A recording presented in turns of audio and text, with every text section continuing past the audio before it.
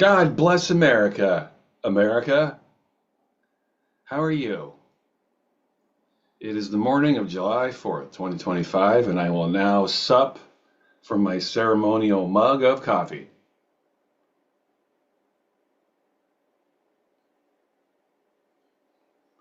And I will do my best to not disgust you with sounds of food moving around in my mouth and lips smacking.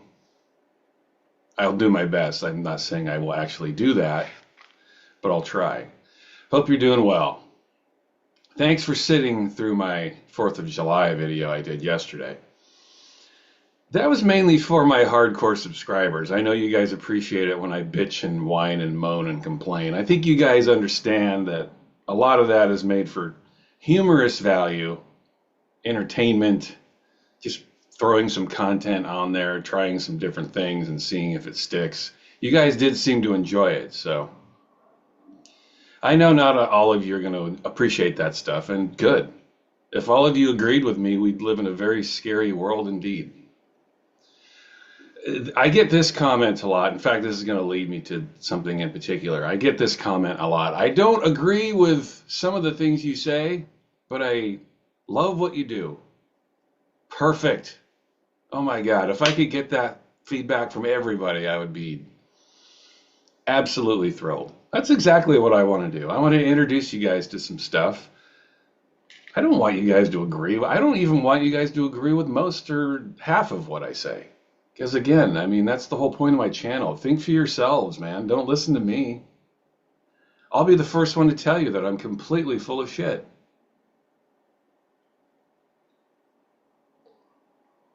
Here's the thing, though. You are also full of shit. And most people don't have the ability to notice that about themselves. And that is one of the fundamental definitions of what I try to do with my channel. To assist people in being a little bit more self-aware. Maybe, think about others before you think about yourself. Wow. What a crazy concept that is. There is going to be a little bit of a rant in this video too. Oh wow, my hair is a real disaster, isn't it? Wow, look at that. Well, whatever. I mean, flecks, spots of gray. I have gray spots in my hair. You should have seen my hair when I was a kid. My hair was jet black, man. That was my color. Now it's still kind of black, but it's mainly, I have spots of gray here and there, and I've been shaving it myself this summer too, and I think I shaved it too close here and here. Yeah, I look like I got in a wrestling match with my razor, but you know what? I don't care. I'm still enjoying / not really enjoying being unemployed. I did put a wedge of money aside in case of stipulations like this. And boy, I'm going right through my savings. Welcome to America. This is what we do, isn't it? But, I'm all right. I'm one of those that I can survive for a little while, and I'm fine. And I can keep buying stupid shit like Criterion collections. And this is going to lead me to my rant. By the way, before I start, let me get some of this down.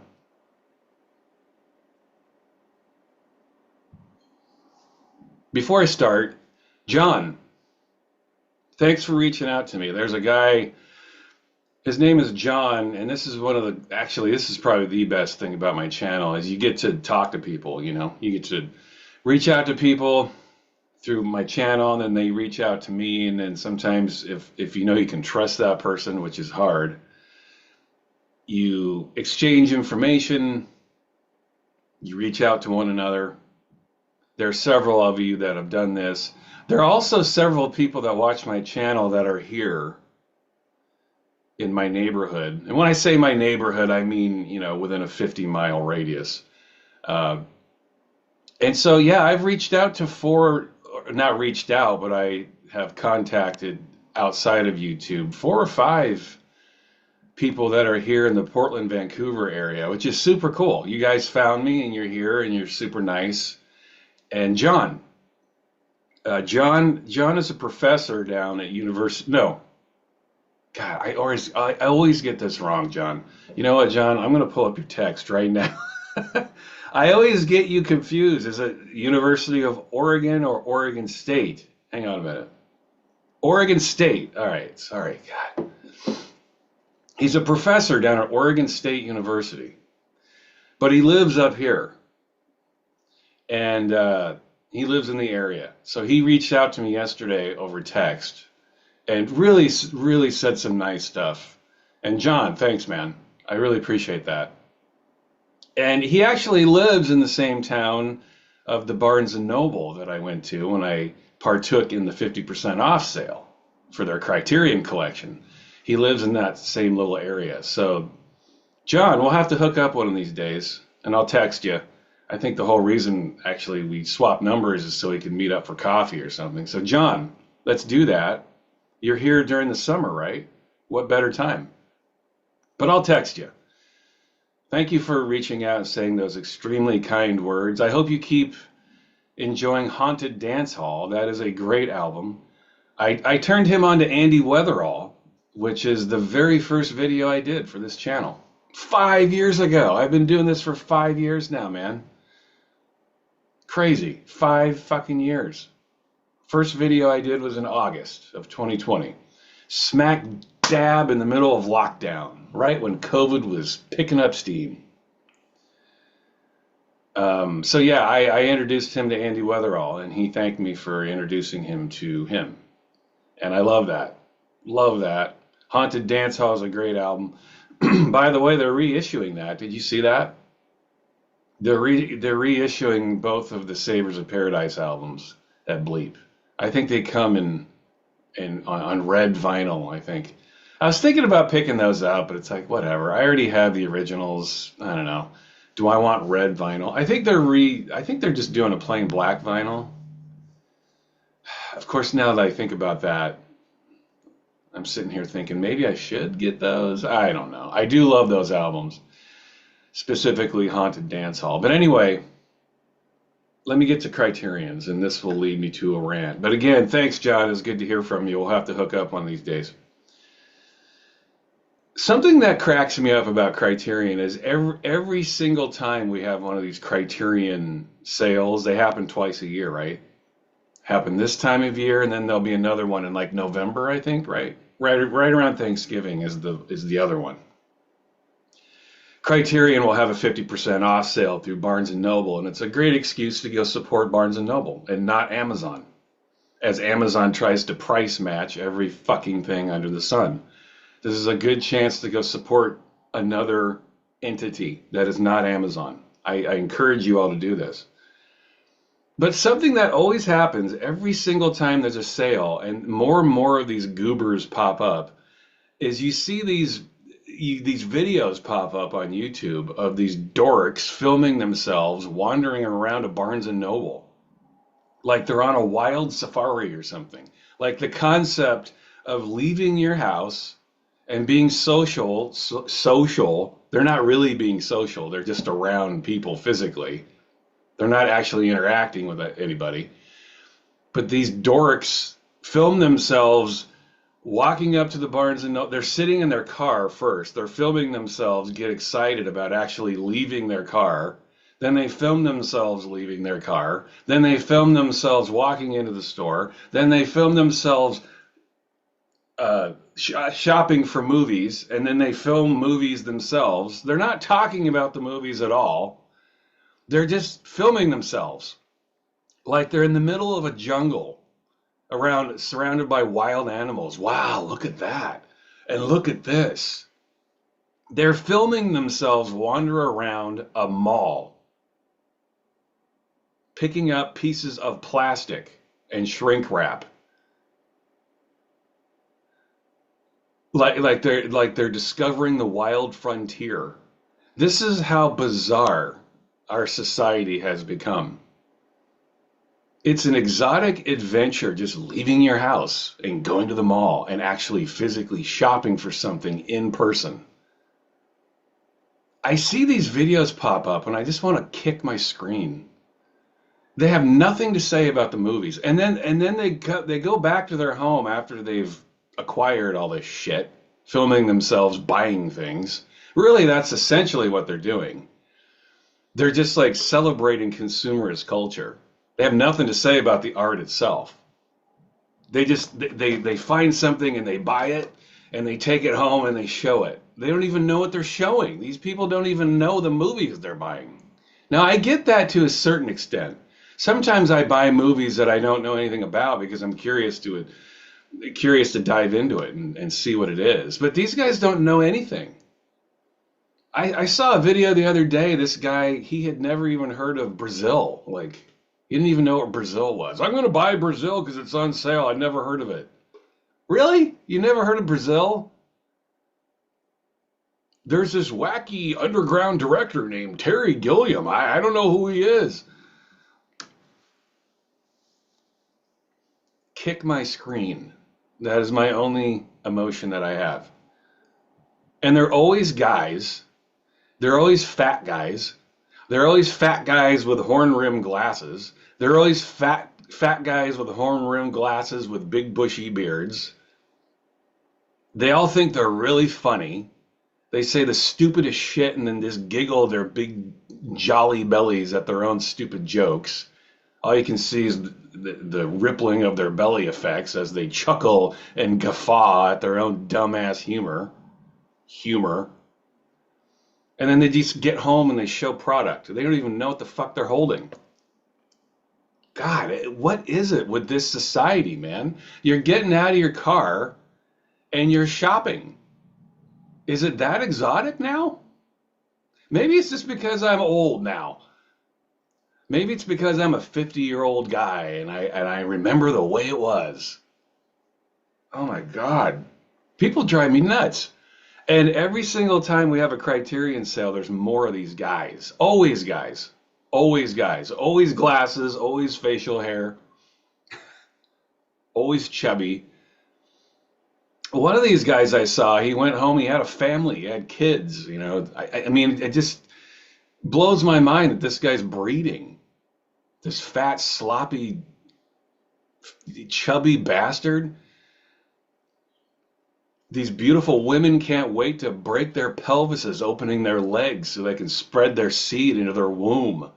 And they're filming themselves wandering around a mall like they're in the Congo, looking at exotic animals. It's the same kind of energy.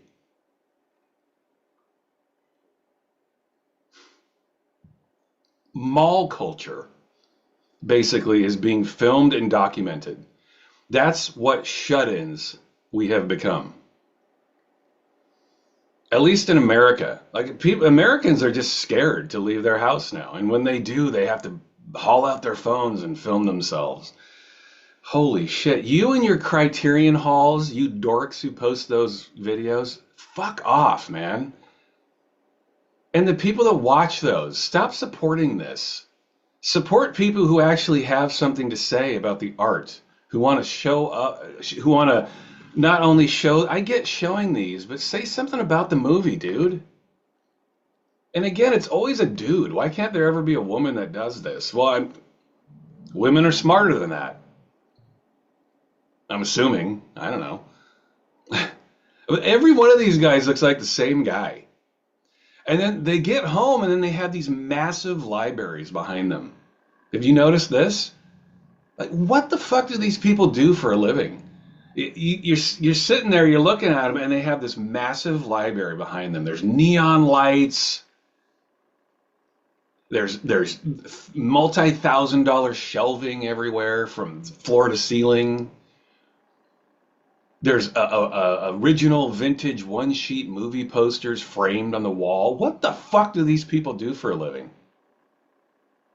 You clearly didn't work for your money. These people are young, too. They're in their 20s and 30s. Not all of them, but a lot of them.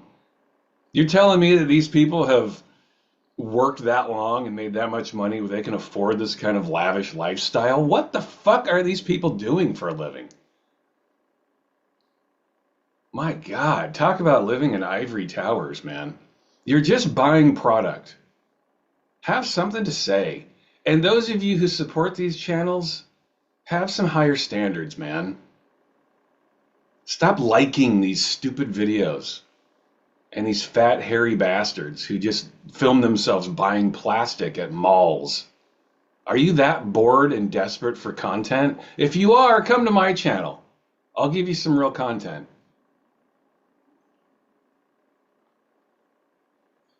These people have castles of movies around them.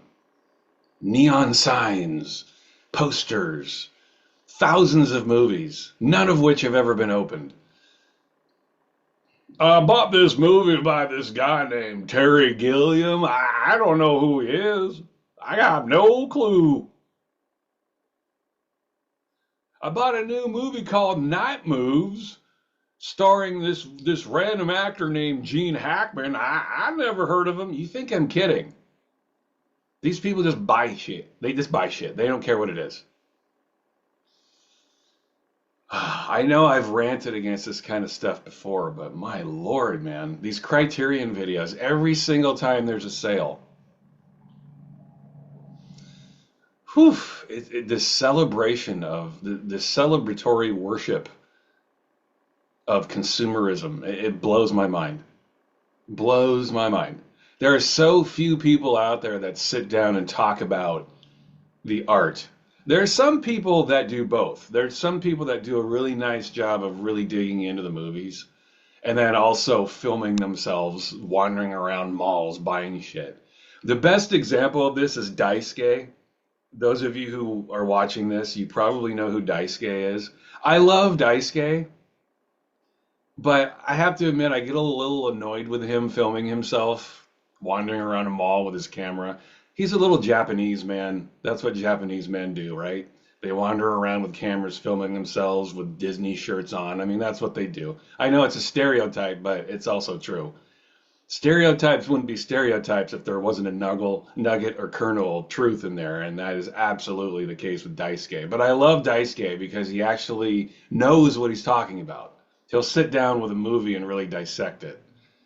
And there's this chick too. I think I've mentioned her before. I can't remember her name, her YouTube name.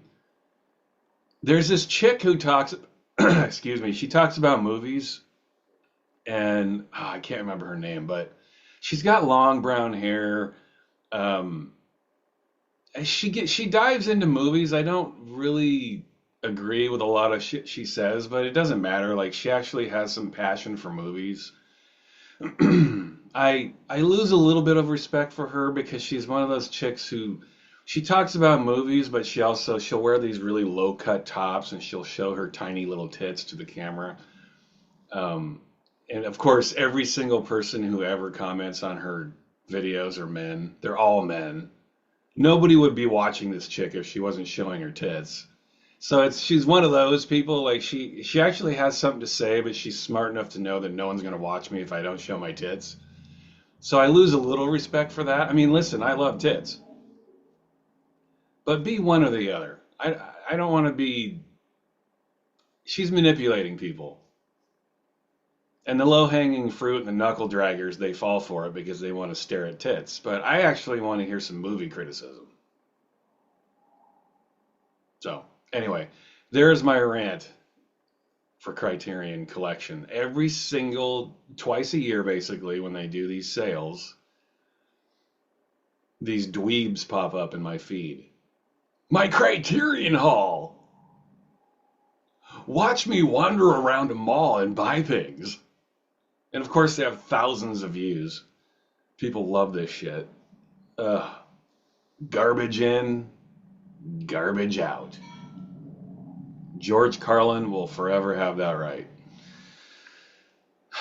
Enough of those videos. Now I'm going to at least partially contradict myself and show product. Everything I just said that I hate, I'm basically going to do that now. Welcome to the Occasional Feel Good. So when it comes time for the Criterion Barnes and Noble sales, when it comes to Criterion, I buy things the minute they come out. I have to have them. I can't wait for the sale. Like just a month ago, I bought Brazil on 4K. It cost me, I think it was $60, man. 60. When the Barnes and Noble sale hit, boom, it was down to 30. So I was like, Fuck. I definitely could have waited because I haven't even watched the 4K yet. So yeah, I could have waited. I need to get better about that. Could have saved 30 bucks. I didn't do that. Oops. So I'm going to try to hold off on buying stuff new. But when a movie comes out and I really love the movie and I want to have it, I just buy it. I really don't think much beyond that. And then there are the criterions that I would like to have, but I know I can wait. And this is a stack of that stuff. None of this stuff is brand new with the exception of one, one or two. This is the one that I know is pretty new. It's Thelonious Monk. What is the title of this? It's this Thelonious Monk. I've never actually seen this, so, but I love Thelonious Monk. I have a ton of his records. I think he's one of the most, I mean, I was going to say important jazz artists, but just one of the most important musical artists ever anyway. In terms of experimental, free flow, ever evolving type of music, which I like. I mean, I love, really. Monk is he's one of the masters, and we all know that. It doesn't have to be just jazz. It can be any kind of music that's experimental or even psychedelic. Like Thelonious Monk is one of those cats who kind of invented the approach to making music like that. And I'm excited to see this. I can't imagine not enjoying this. I never have had I've never had a reason to see this. I don't remember this ever being in a theater around where I live. What year did this come out? Late 80s. So yeah, I don't ever remember this playing anywhere around me. So I'm excited to get this. I can't imagine not liking this. I love me some Thelonious Monk. He was a very complicated person, schizophrenic, but a lot of times those types of those mental handicaps that people have, the trade-off is having this tremendous music, having this unbelievable otherworldly talent in the arts. We know that. A lot of artists are the trade-off to being a crazy person is having this unbelievable ability to be a musician. Love Thelonious Monk, and I'm looking forward to picking that up. This is another one. I can't believe I haven't picked this up. I think I was waiting for the 4K, and the 4K hasn't come yet. This is a physical copy that I have never bothered to pick up, and I'm picking it up now, being there. Brilliant movie. I think this is a movie that just gathers steam. I don't know that it was all that popular in its day. I mean, it was to a degree, but I think over the years, this has become a more important movie for people. It just it never ages. It always has weight in our current society. And it's one of Peter Sellers' best performances. And that's saying a lot. I think his performances, plural, in Doctor Strangelove is not only his best performance, but arguably the best performance in history. I think Sellers in Doctor Strangelove is at the very top in terms of acting across movies, period. This is way up there too. The guy was an amazing actor. A very complicated fellow himself, like Thelonious Monk before him. Peter Sellers was a very complicated person too, and a brilliant actor, extremely funny. But this is one of the cases where he wasn't asked to be funny, even though he is funny in this. This is a very understated performance, and the movie's taken some shit in recent years because current snowflakes in our society view this character. He's a caricature of people who have mental challenges or something, but whatever. This is a brilliant performance. You can appreciate it for the brilliance that it is, or you can be uptight about it. Excuse me. You can be uptight about it and get insulated about it and get linear about it. and define this movie in some weird, bizarre, peripheral current stereotype that you think you have to be locked into. But you're just shutting yourself out to great art when you do that. This is a brilliant, inspired performance, one of the best. Hal Ashby directed this. And you guys know this. I mean, anyone who's seen this movie, and I'm assuming most of you have seen this. Hal Ashby was one of those directors, very unique guys who made a string of movies in the 70s that were all really cool and very original. Very odd movie. You don't see movies like this very often. And that's what the 70s were. Directors had carte blanche to do what they wanted. And to me, in my opinion, that's why the 70s is the greatest decade of all time for movies. You know, the movie studios backed off and let the directors do what they wanted. They gave them full control. And that is why that decade is the best. A movie like this would never, ever, ever, ever even think of getting made these days. Not even independently. Not even for Netflix. I mean, it just wouldn't happen. This movie is that strange, you know? And honestly, I don't think movies even would have to be that strange to not get greenlit today. You know, this is for many, many, many, many, many different reasons. 2025 is one of the most depressing years for creative thought in history. That's another video, though. Being There is a great movie. I was happy to get this. A friend of mine recommended I get this, Winchester 73. I saw this movie years ago, and I enjoyed it. A friend of mine told me that Jimmy Stewart does a commentary on here, and he does. I mean, seriously? How do you not pick this up? It's got a commentary from Jimmy Stewart himself. So I've seen this movie years ago, one time. I remember enjoying it. Now I'm really, really excited to rediscover this and listen to a Jimmy Stewart commentary. How often do you get to hear a Jimmy Stewart commentary? When does that happen? Just to hear his voice again, talking in real time about one of his own movies? And it's Jimmy Stewart anyway. Who doesn't want to watch Jimmy Stewart? I was happy to get this. I didn't even know this existed. My friend had to point that out to me, so I'm stoked to get started there. This is another one that I had yet to pick up, the new 4K of Thief. New, I say new, I think it's been out for a couple months. I think Michael Mann is incredibly overrated. One of the most overrated directors of all time. He's way up there with Christopher Nolan, in my opinion. He just kind of makes the same movie over and over again, I think. Overly dramatic. Music that doesn't fit the mood or the scenery. He's the expert at making films at night, using light at night. Yeah, I get it. He makes the same fucking movie over and over and over again. Michael Mann is incredibly overrated. I do like this movie, though. He has a couple of movies that I enjoy. Thief is one of them. Early Michael Mann. James Caan. Who doesn't love Jimmy Caan? It's got bonus features, which you can always depend on from Criterion. I picked this up because I held off on it. I didn't need to be paying full price for this. I look forward to discovering that. This is something I already have on Blu-ray.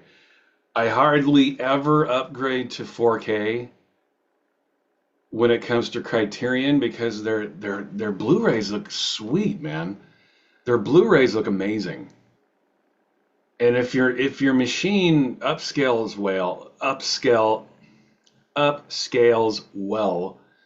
to a OLED screen like mine does, I don't normally take the plunge into a 4K if I already have the Blu-ray. This is an exception. I want to see this on 4K. Don't look now. You've seen this. We've all seen this. Brilliant fucking movie. Nicholas Roeg. His best movie? I say so. I think so, yeah. I think many other people would say so as well. I was just thinking of all those other dorks who make these Criterion videos. I picked up Don't Look Now. The cover is cool. I've never heard of it before. Nick, I don't know who this Nicholas Roeg is. And I've never heard of Donald Sutherland either. I'm just happy to buy plastic shit. Watch me spend my money on plastic crap I know nothing about. Well, I know a lot about this movie. I hope that means something to you. I fucking hope it does. I love this movie. I'm trying to think of other Nicholas Roeg movies that would compare. I mean, The Man Who Fell to Earth is fine. I don't know. I mean, it's all obviously subject to interpretation. I liked Witches. You ever see Witches? One of his later movies. I thought he did a great job with that. This is his best movie, though, I think. Just one of the great horror drama, thriller. I mean, come on. Movies don't get much better than this, and I want to see this on 4K. So I'm happy to get that.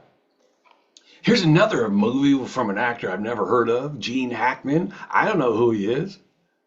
I just wanted to film myself buying shit. Yeah. Night Moves.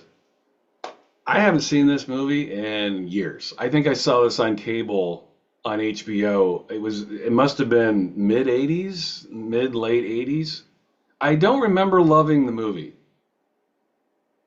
But Gene Hackman's in it, you know? Come on. Always worth watching Gene Hackman. And I think this movie might have been over my head when I was a kid. So I am happy to rediscover this, dive into the special features. Again, I'm looking at the special features here and I'm not thrilled. You know, you got audio commentary by Matthew Asprey Gear, author of Mosby Confidential. I've complained about these types of things before. I don't care. You know, why do I care about a commentary from somebody who had nothing to do with the movie? Why? Why not have a commentary from Occasional Feel Good? What's the difference? I'm a writer. I know movies. Ask me to do one of these. Oh, I'll have plenty to say. But no, you wouldn't buy that because you don't care. Who watches these? Seriously. But whatever. I look forward to rediscovering this. Also, I would recommend, I think I've recommended the site before, but there's a website called High Def Digest that I would highly recommend that you guys check out. They review everything. Everything that comes out on 4K or Blu-ray, they review it. They review the audio, the visual, the special features, everything, the movie itself, and they do a really nice job. And if they give something a decent rating, I don't mind taking the plunge to check it out. And this was one of those. Again, I don't remember loving the movie, but they really enjoyed it. And I'm assuming the fact that I didn't love the movie 40 years ago just reflects my own immaturity level at that time. I look forward to rediscovering this. This is another exactly the same situation as Night Moves. I saw this years ago. I do remember enjoying it. It's one of the, I love it when Criterion puts stuff like this out. These fringe movies that existed on cable a little bit. Maybe they hit a couple of theaters. They were well done movies, but they just weren't. You know, they didn't have a big star in them. They didn't have a big director. They didn't get a lot of distribution. But they were good movies. They just couldn't really find a home. And Criterion, and not just Criterion, all of these boutique movie resellers do this now. Kino Lorber is great at this. Shout Factory is great at this. There are plenty of them out there. But Criterion, in my opinion, is the cream of the crop when it comes to the boutique resellers. Criterion's just the best. And their scans are amazing, and I look forward to rediscovering this in 4K. Another one of those movies I didn't need to buy brand new, and I was happy to wait for the sale to pick it up. This came out, I don't know, 2 or 3 months ago. Gonna check that out. This is another one that I didn't pick up. This one was super cheap too. It was $20 because it was 50 full price, but for some reason it was 20. It wasn't 25. So I was like $20, and it's one of those hybrid 4K Blu-ray things. A lot of these are. A lot of these are. Paper Moon. It comes in this. I haven't opened it up yet, but it comes in this like cigar box packaging. You open it up, and it kind of there's a lid that folds up, and old timey vibes like the movie itself. And this is a great movie, Paper Moon. Real life father and daughter action go on here. They're really funny. They have that relationship. It's just a movie that works. This is a great movie. I haven't seen it for a long time, but I loved this when I was a kid. And I think it was I related very much with her. Her and I are roughly the same age. Also, she was in one of my all-time favorite movies, Bad News Bears. So I'm a big Tatum O'Neal fan. In fact, I think I saw Bad News Bears first. Anyway, that's just one of my favorite. As a kid who played baseball and I was in that world, I loved Tatum O'Neal. She just was a kid that I could relate to. At least in the movies, she had a lot of the same interests I had, and this is a great movie. Paper Moon. I was happy to get this for 20 bucks. Yeah, super cheap, man. I mean, I think if the regular is 50 and you get it for 20, I had no problem getting that one. And then this is the last one. I kind of fucked this one up. The Samurai. I love this movie, and I just haven't picked it up yet. And I realized this is on 4K. This is the only one they had at Barnes and Noble. But when I picked up all this stuff the other day, I sent a picture to my friend, and he looked at it, and he's like, "Oh, The Samurai, that's great in 4K." And I was like, "Oh, is it on 4K?" And I looked it up, and yes, it's on 4K. I got the Blu-ray. They didn't have the 4K. I just thought, hey, they have The Samurai. I didn't think one way or another if they had 4K, but apparently the 4K is out. But you know what? I bought the 4K anyway. I ordered it online. It's got a different cover. I know. I'm a degenerate, but I thought it's got a different cover. I wouldn't mind having both. So now I've got the Blu-ray and soon to be the 4K. And this is one of those movies that's just made for 4K. I think you're going to notice the differences. In fact, I kind of look, this is how geeky I get. I'm going to watch the Blu-ray, then watch the 4K, and get, my tism will show because I will be examining and observing the differences. Those of us with the tism, you know what I'm talking about. I think all of us who collect shit like this have a touch of the tism anyway. This is a great fucking movie though, man. You should check this out. I've seen this a few times and I've never actually sprung for the physical copy. I was waiting for it to come out on 4K and I never noticed that it did come out on 4K, and I went and bought the Blu-ray and boom, the 4K was already out. I ain't smart. There you go. There's my Criterion Haul. I know you guys really wanted to see me pull up in my car and film myself scratching my nose. And you wanted to see close-ups of my unshaven beard and me scratching my ass and farting in the car and then wandering up to the entrance of the Barnes and Noble. I mean, I know you guys want to see every single solitary move I make because that's fascinating, isn't it? And then you want me to show things sitting on a shelf like you're looking at wild game in the African tundra. It's that exotic. One of these guys, he was filming Criterions, and then he filmed movies that were not Criterions, and his mind was blown. They actually have other movies here. They don't just have Criterion. Can you believe this? Man, you wonder why I think the world is scary. And people want to watch this shit. I don't know. To me, if you're going to have a YouTube channel, you get subscribers by being a real person, even if you don't agree with that person. Wouldn't you rather just watch somebody who's real and puts their personality on the line for the sake of content? Nope, I got that wrong too. Apparently, people just want to watch fat, sweaty, sloppy guys buy plastic. Maybe I should do that. Happy 4th of July, suckers.